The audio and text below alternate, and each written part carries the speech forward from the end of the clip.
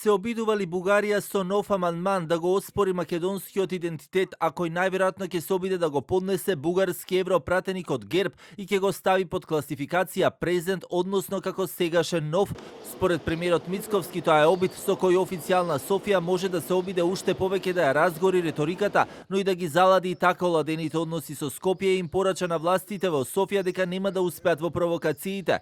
Коментирајќи ја најновата резолуција на бугарските пратеници во однос на Македонија, премиерот вели не изненаден, но повеќе го загрижува фактот дека, како што рече, за жал асимилацијата на македонците во Бугарија е се уште очигледна.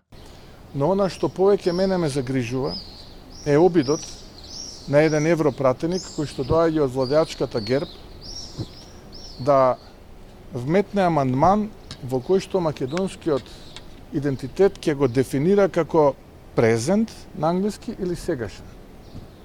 Со што јасно ја вади на површина политиката на живковизмот, која што за жал е се уште жива кај политичарите во Софија. Целосна асимилација и потврда на тезата на живковизмот дека македонскиот идентитет е граден како резултат на одлука на Коминтерната и тогашниот претседател на Југославија Тито. Со нова реакција, но и повик за обединување се јави опозицијскиот лидер Венко Филипче, кој пак и вчера од Струмица порача дека бенефитот од влезот во Европската унија би бил многустран, а пред се тоа би значело и признавање на македонскиот идентитет.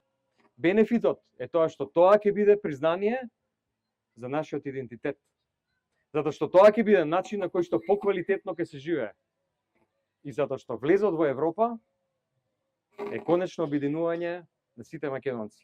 Бугарската резолуција за евроинтеграциите на Македонија пред 2 дена беше изгласана во бугарскиот парламент со 194 гласа за. Порака со која властите во Софија потенцираа дека Македонија нема да има план Б и дека тие нема да отстапат од црвените линии, кој не се повеќе билатерален спор, туку како што велат европски консензус. Премиерот Мицковски денеска не конкретизираше дали размислува да иницира нова резолуција, позади која би застанале сите партии во македонското собрание, но само потсети дека досега неколку пати биле носени такви резолуции од страна на народните избраници во македонското собрание.